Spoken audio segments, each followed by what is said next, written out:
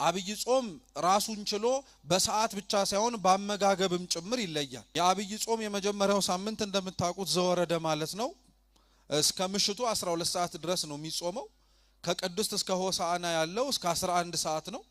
የመጨረሻው ሰሙነ ሕማማት የምትባለው ደግሞ እስከ ምሽቱ 1 ሰዓት ማለትም ጨረቃና ከዋክብት በሰማይ ላይ ታይተው ፀሐይ ብርሃኗን እስከምትከለክል ድረስ ባለበት ሰዓት ላይ ከምግብ ከመጠጥ ክርስቲያኖች እንዲከለከሉ ይደረጋል። ይሄ በሰዓት ደረጃ ነው።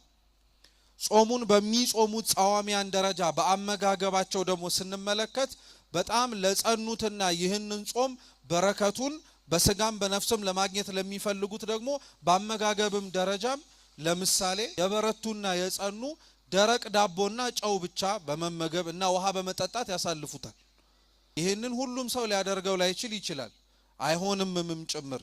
እኛ አላደረግነውም ግን ማለት ህይወቱ አይኖርም ማለት አይደለም።